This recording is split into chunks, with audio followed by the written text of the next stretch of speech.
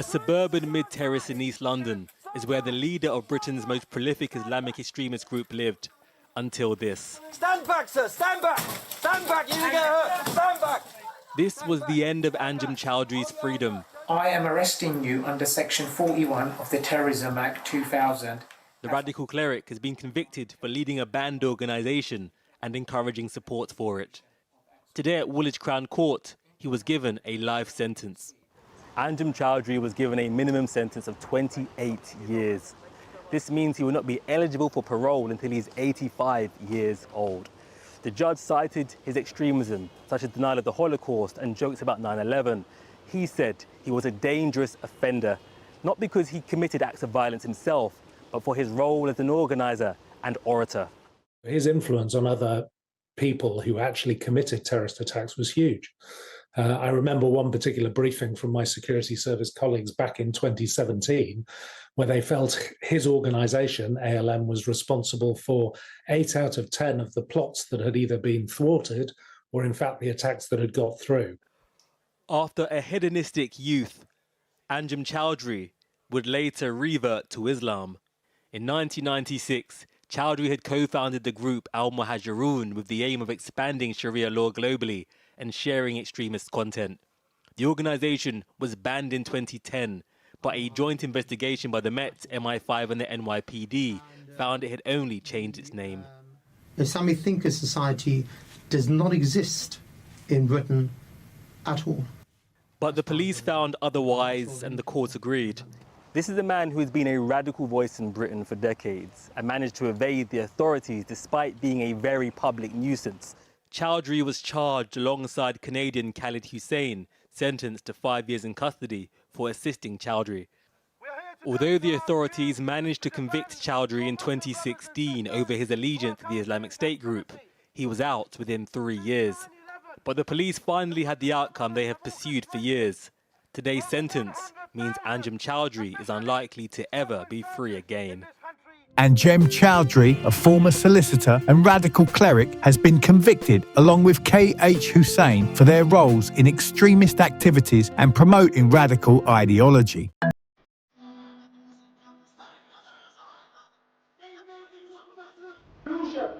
For Syria, and for Egypt, and for all Muslim land, which is under occupation, where the Muslims are being killed, is jihad fi sabilillah. The Muslims must rise. You know, we're talking whatever existed in the past, and there's absolutely nothing at the moment in any of this. Okay, but you do talk in the present tense. So I'm telling you that huge vehicle that we have, that's present tense.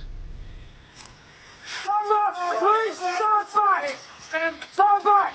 Stand back! Stand back! Stand back, sir! Stand back! Stand back! You're gonna get hurt! Stand back! Stand back! Stand back! Hold your hands up! Show me your hands! Show me your hands! Come with me! Come with me! Come with me! Come with me!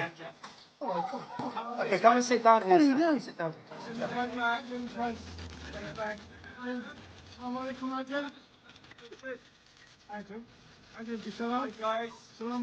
Alright, start taking back now, please.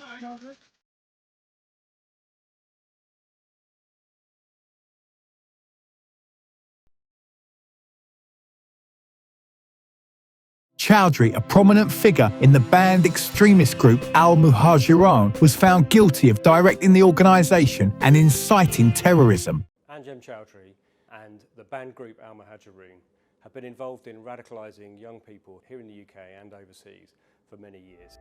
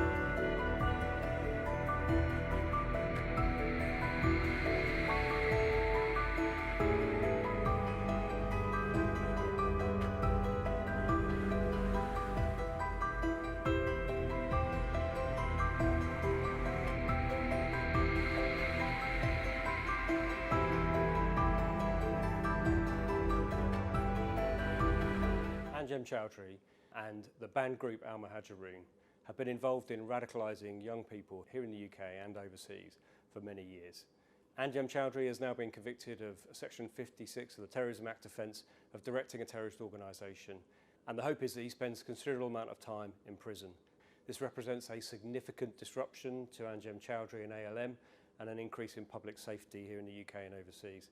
This has only been possible thanks to collaboration between CT Policing and MI5 here in the UK, and in this case, of course, our colleagues in the NYPD and the Royal Canadian Mounted Police in Canada.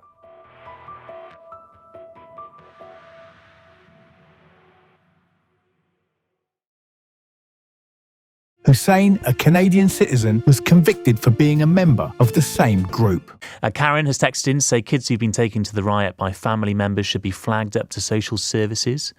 Andrew says, hello, Paul. I don't think the hooligans throwing bricks and attacking mosques know the difference between far right, far left or anything else. They just enjoy an excuse to break things.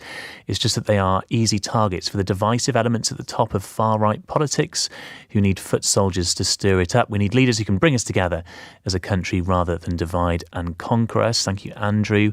A couple of texts here, though, on the flip side. Michael says, morning, if we march, we are far right. If we complain, we are far right. This country is changing. And an anonymous text here from someone saying, of course they care about Britain. That is why there is riots. There is riots across the country. Long may it last. We have had enough. OK, let's bring in Professor Roger Griffin now, who's been waiting patiently. Thanks so much, Professor Griffin, for hanging on for me as we as this conversation expands. You're an expert in extremism and terrorism at Oxford Brookes University. When you look at these riots, are they typical of the far-right tactics? And do you think that this is an attempt to try and stir up something deeper in Britain? Well, I'm afraid, being an academic, I'm going to give you a complicated answer. I mean, one thing I'd like people to do is think of this as a riot and look at the way it relates to riots for various causes in the modern age. You can think of a number of causes which have exploded into violence. In France, you've got a number from farmers to people wearing yellow jackets to the riots of Algerians stuck in the outskirts of Paris in 2005. And there are race riots have besmirched the history of Germany since the unification in Eastern Germany, etc., etc. Now, there is a sort of common pattern in these riots, which is, and it picks up on some of the points that were made with your earlier speaker, and which you've had in some of your texts. There are, I would say, in the modern age, there are various groups of people in society who do not feel, they do not recognize society as theirs, that they have various grievances. There are various people who feel that they have no place in society, or that they're being trampled down by society or exploited, or the country isn't theirs, etc. Now, that leads to a simmering sense of anger, resentment, and hatred. Then you have ideologues, either at the level of political parties or at the level of traditional politics, either far left or far right, who give concepts and ideas and an interpretation, a story, a narrative to this resentment. And that's where you get scapegoating. And you can see this writ large in the rise of the Third Reich, but also in communist rights or in the French Revolution or whatever. I mean, the people who overthrew the Bastille hadn't all read great French philosophers, but the ideas of the philosophers gave a shape to their grievances, and they saw a target in the aristocracy and the Bastille. And that's where you got this incredible violence directed against symbols of society. So what's going on at the moment is that Tommy Robinson and the ideologues of what used to be called the EDL, he also tried to set up a British equivalent of Pegida, which is an anti-Islamic movement. These are actual ideologues who think and read and have concepts, are mobilizing and channeling the sense of frustration and anger that is taking the form of, if you like, racism. If you look at, for example, the history of the National Front in the 60s and 70s, when it was being driven by mass migration as it was perceived, then if you look at the link between Enoch Powell's speech and the ideas of... The investigation into their activities involved multiple countries with law enforcement agencies from the US, Canada and the UK working together to gather evidence. My next guest has been a GP with the NHS for 25 years, working as a mentor for recently qualified doctors at his surgery in Harrow, northwest London. Dr. Wahid Azif Shader has another less wholesome identity as leader of an Islamic extremist group, which was recently caught on camera calling for jihad at an anti-Israel demonstration. What is the solution to liberate people in the concentration camps called Palestine? Jihad! What is the solution? Jihad! Dr. Shader, also known as Abdul Wahid, joins me now. Well, welcome to you. Thank you for coming in today. You've come from your work as an NHS GP. Yeah.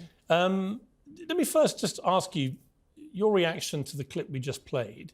These are members of your organisation and they're allowed chants of jihad on the streets of London. Do you think that's acceptable? Bismillah, alhamdulillah, salatu wassalamu ala rasulillah.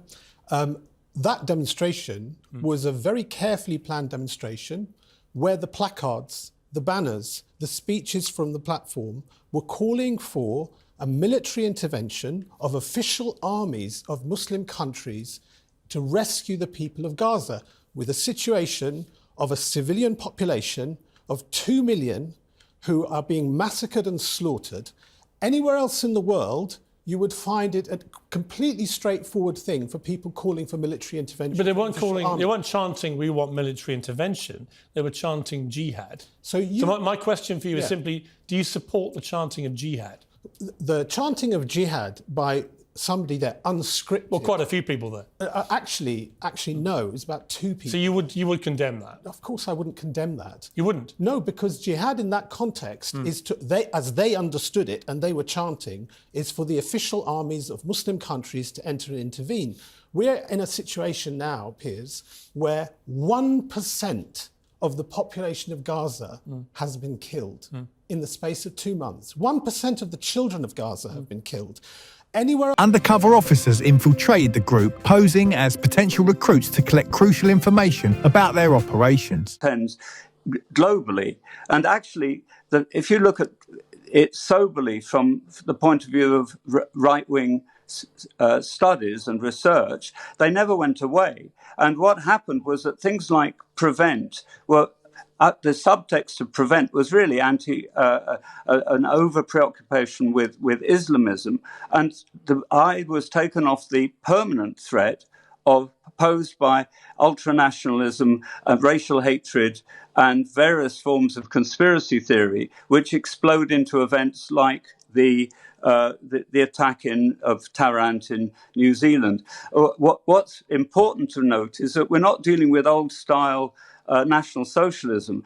Modern ideological fascists have their own new ideology, if you like, based on fears of the Great Replacement and the idea that the West is being Islamized and that we are somehow, there's a white genocide going on, etc. And these ideas trickle through and license extreme violence. But I don't think we're witnessing a resurgence of the right or fascism or whatever.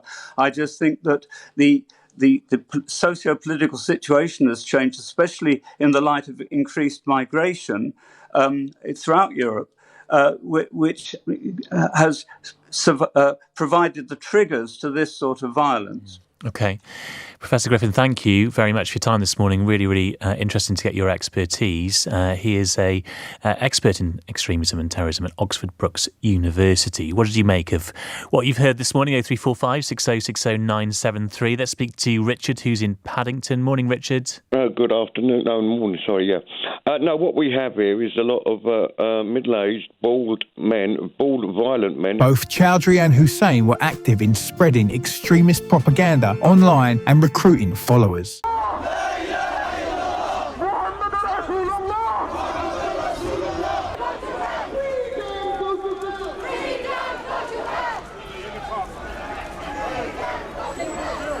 The prayer, the funeral prayer for Sheikh Osama bin Laden, inshallah. May Allah accept him. That is the strongest opinion from the Salaf. Allahu Akbar.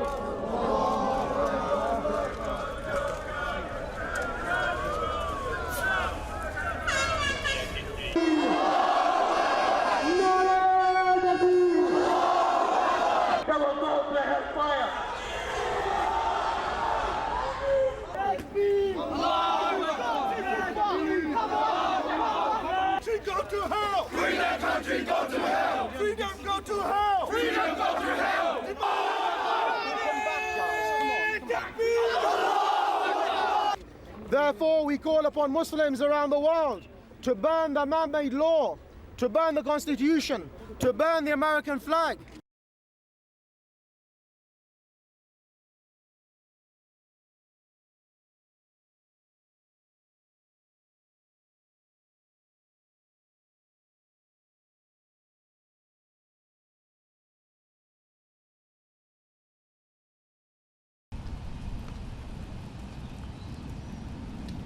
Do you feel any responsibility for having radicalised him?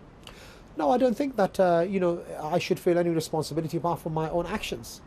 And I'm not under arrest. I'm not being investigated. So if he was on exactly the same wavelength as me, then he would also be propagating Islam.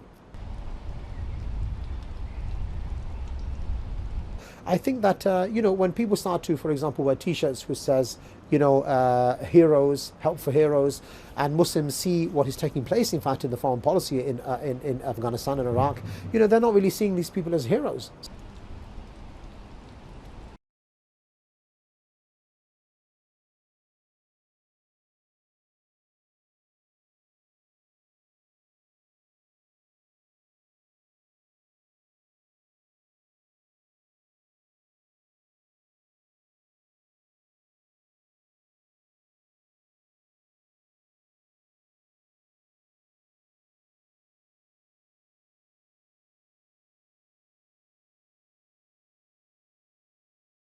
They used social media platforms to disseminate their ideology and incite hatred. Chowdhury, in particular, was notorious for his inflammatory speeches and writings that glorified violence and extremism. I want to talk about Anjem Choudhury. Now, he is an absolutely horrendous man, absolute scumbag, and he is someone who is a radical preacher behind the UK's most dangerous terrorist group. He's been jailed for life with a minimum term of 28 years. That doesn't happen if you're a nice person. That doesn't happen if you're not a radical, evil, Islamist jihadist.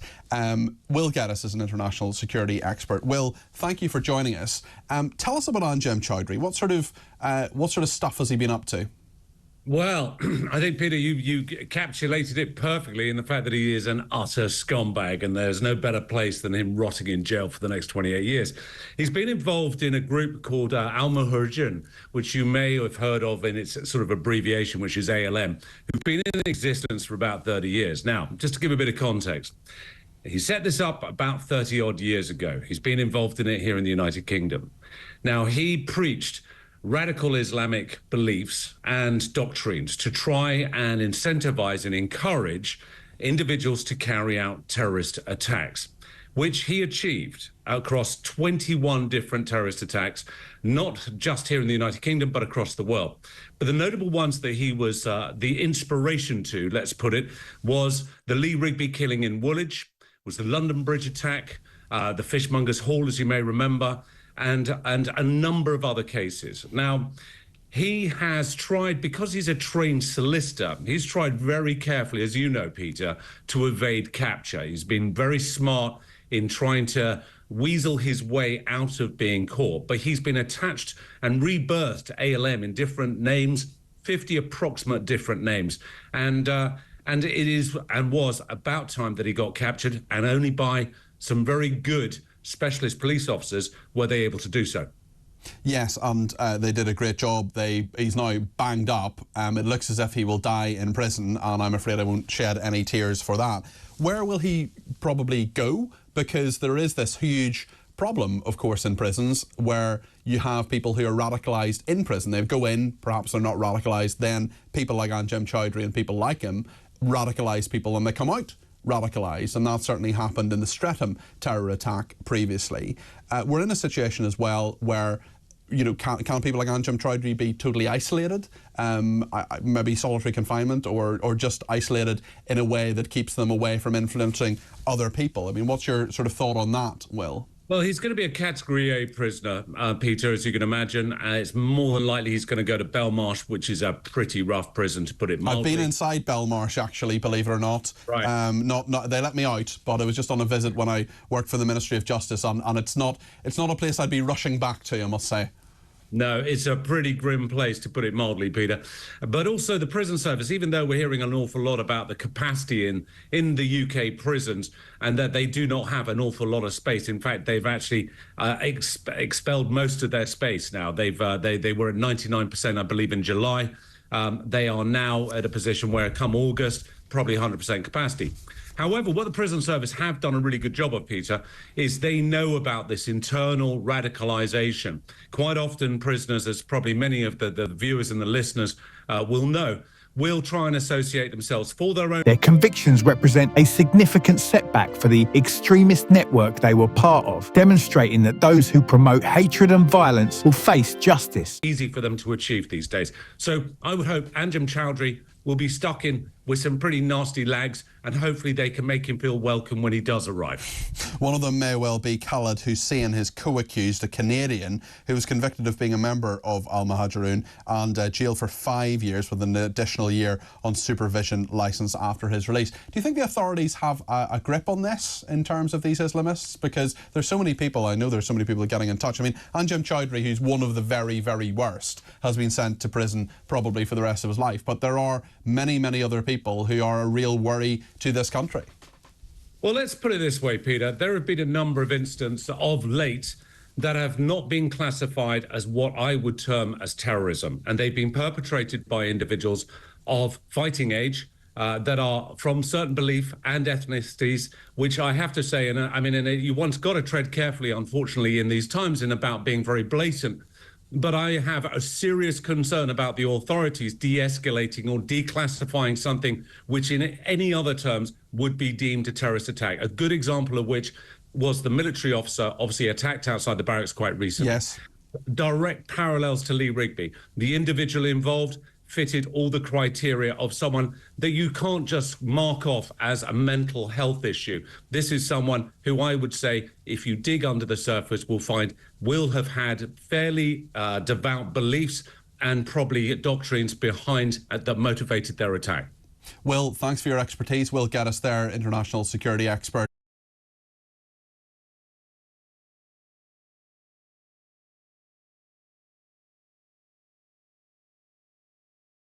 However, the threat of extremism remains, and ongoing efforts are necessary to counter its spread. So we are here today to say, USA, you will pay! USA, you will pay! The Sharia is on its way! Sharia is on its way! Barack Obama, you will pay! Barack Obama, you will pay! La ilaha illallah! La ilaha illallah! Muhammad Rasulullah! Muhammad Rasulullah!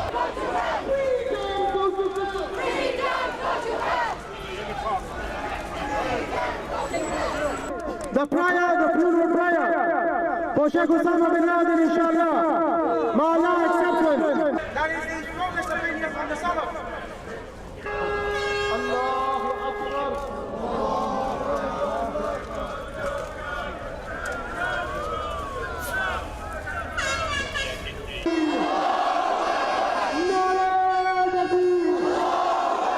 They will go to hellfire.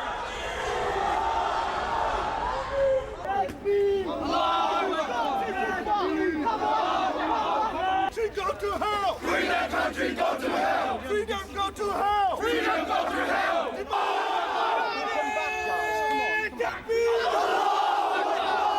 Therefore, we call upon Muslims around the world to burn the man-made law, to burn the Constitution, to burn the American flag.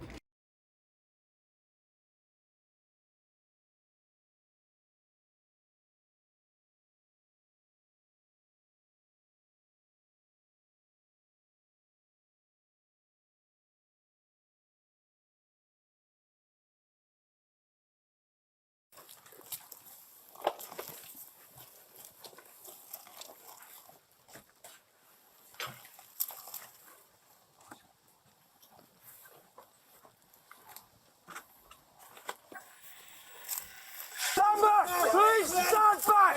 Stand back! Stand back! Stand back! Stand back, sir! Stand back! Stand back! You will get hurt! Stand back! Stand back! Stand back! Hold your hands up! Show me your hands! Show me your hands, please! Come over here! Come over here! Come over here! Come over here! Oh my God. Okay, come and sit down here. What are you Come doing? and sit down here. Come and sit down here. Come and sit down here. Have a seat. Have a seat. Anja, I am arresting you under Section 41 of the Terrorism Act 2000 as I suspect that you are a terrorist and involved in the commission, preparation and instigation of acts of terrorism. Information has been received that you belong to and are actively involved in the activities of Al-Mawjirun, which is a proscribed organisation within the United Kingdom by virtue of the Terrorism Act 2000. You do not have to say anything, but it may harm your defence if you do not mention, when questioned, something which you later line in court. Anything you do say may be given in evidence. Come with me then. So just slowly if you can. Straight through. Follow.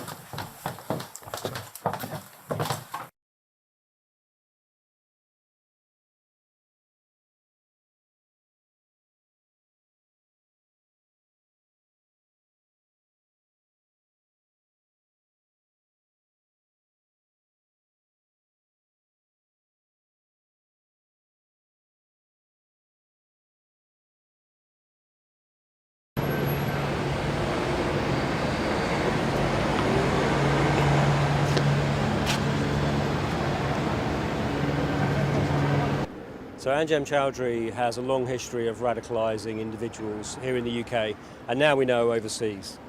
So this verdict is really significant for public safety. It means that an individual who's had such a significant impact on vulnerable and younger people in radicalising them towards terrorism is now in custody, and I believe is a sign of sustained public protection as a result. So this case represents in many ways the borderless nature of. Additional details include Choudhury's prior conviction in 2016 for supporting ISIS and inciting terrorism, from which he was released in 2018 but continued his extremist activities. Stand back, you're going to get hurt. Stand back. Stand back. Stand back. Hold your hands up. Show me your hands. Show me your hands, please. Come over here. Come over here. Come over here. Come over here. Oh my God. Okay, come and sit down here. What are you Come doing? sit down here. Come and sit down here. Anja, I am arresting you under Section 41 of the Terrorism Act 2000 as I suspect that you are a terrorist and involved in the commission, preparation and instigation of acts of terrorism. Information has been received that you belong to and are actively involved in the activities of Al-Mawjirun. Stay back, stay back, stay back, stay back, stay back, stay back, stay back, stay back, stay back. When I say us or we, I'm always talking about me. I'm talking about my experience. I'm talking about people in the UK. Now, I'm not a member of any group. I'm not supporting any group. I'm not instigating support or the wording of the directing any group or organisation. You know, we're talking whatever existed in the past, and there's absolutely nothing at the moment in any of this. Okay, but you do talk in the present tense. So I'm telling you that huge vehicle that we have, that's present tense. That's why the Sheikh used to say, whenever it is he mentioned me, he said it was support you and support me at the same time, and he'll give me. You do talk in the present tense there. I concede that previously, yes, you... Hussein was arrested in July 2023 while trying to travel to the UK to meet Choudhury. Both men are set to be sentenced on July 30th, 2024, with Choudhury facing a potentially lengthy prison term and Hussein facing several years behind bars. Sallallahu Alaihi Wasallam. He said, you can't kill children, you can't kill women, you can't kill the elderly, you can't mutilate. Hamas did all that. If anybody did that... If, what do you mean if? I say if because... They literally broadcast it on their own streaming platforms. And well, I'll tell you what a lot of us saw. Hamas broadcast it merrily to the world. And here's us doing these terrible things. And what do you mean if? What many of us saw on that day were videos coming out showing people saying, we will not harm women, we will not harm children. Do me a favour. No, that's what... Doctor. I'm saying that. Resistance is a right in Islam. It's a right in international law. It's even a right that Churchill said in his History of the English-speaking peoples, that is, he actually wrote in that book, it is a primary right of men to kill and die for the land they live in. You literally just read me a description of what people who follow Islam are not supposed to do. Yeah. And Hamas did all of those things. But your response is to say, well, hang on, I've seen videos of them saying, we don't want to do that stuff. No, yes. I find that pretty offensive, Doctor. We all know they did it because they boasted to the world with their own videos what they were doing. I find it amazing that respected journalists like yourself have seemed to have suspended their critical faculties. No, I'm believing what Hamas wanted me to see. Well, you're believing what you saw. What Hamas themselves broadcast to the world because they wanted to take great glee in what they'd done. There's no ambiguity about it. I asked you to let me finish, and I'm going to... You've got to answer questions. I will answer the question. Let's agree on a principle. If atrocities were committed, right, I will never condone them, right? I will say that. So do you condemn what happened on October the 7th? If atrocities are committed, you know who's responsible? What do you mean if? No, they were. Who's responsible for it then? So you don't condemn it? Okay. Who is responsible the Jews brought it on themselves? No, actually, I would say more than that. I would say the powers that believe that Israel should be a colony for themselves in the Middle East, they are the ones responsible. Do you know what? I'm really struggling. I've got to be honest with you. I'm really struggling. A British National Health Service doctor of 25 years, a man who's supposed to be seeing patients all day, every day and putting them right, is incapable of saying what happened when it was literally broadcast to the world by a terror group. Nor do you think they're terrorists. You think it's resistance. You seem to want to go every way to justify it. You don't even believe what they showed us with their own technology. And I'm just curious, do you think... The investigation underscores the global nature of extremism and the need for international cooperation in addressing it. Let me know your thoughts in the comments below, and for more content like this, be sure to subscribe to the channel.